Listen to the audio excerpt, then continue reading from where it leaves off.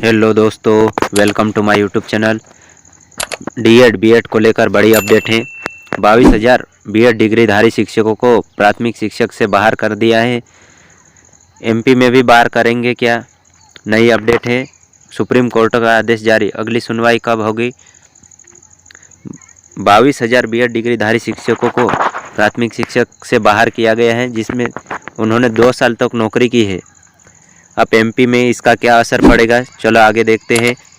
इससे पहले चैनल पर पहली बार आए हो तो चैनल को सब्सक्राइब जरूर करें।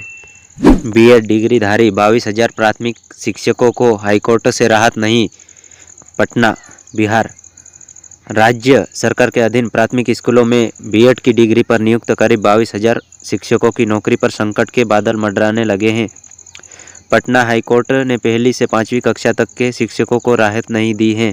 कहा कि संविधान के अनुच्छेद 141 के तहत हाईकोर्ट को सुप्रीम कोर्ट के फैसले को मानना है।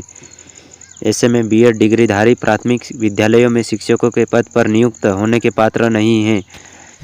मुख्य न्यायाधीश न्यायमूर्ति के विनोद चंद्रन और न्यायमूर्ति राजीव राय की खंडपीठ ने एक साथ 3 अलग-अलग मामलों पर सुनवाई के बाद बुधवार को फैसला सुनाया। कोर्ट ने एनसीटीई राष्ट्रीय शिक्षक शिक्षा परिषद की ओर से 28 जून 2018 को जारी अधिसूचना को गलत करार दिया। उसमें प्राथमिक विद्यालयों में पहली से 5वीं तक के बच्चों को पढ़ाने के लिए बीएड डिग्रीधारियों को उपयुक्त माना गया था।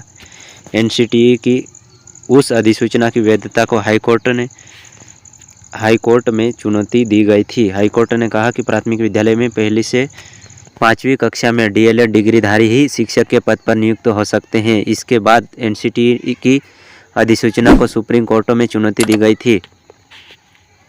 सुप्रीम कोर्ट ने भी इसे रद्द कर दिया था। शीर्ष अदालत ने आदेश में स्पष्ट किया था कि प्राथमिक कक्षाओं में पढ़ाने के लिए डीएलएड डिग्रीधारक शिक्षकों की ही नियुक्ति हो सकती है। चलो और देख लेते हैं।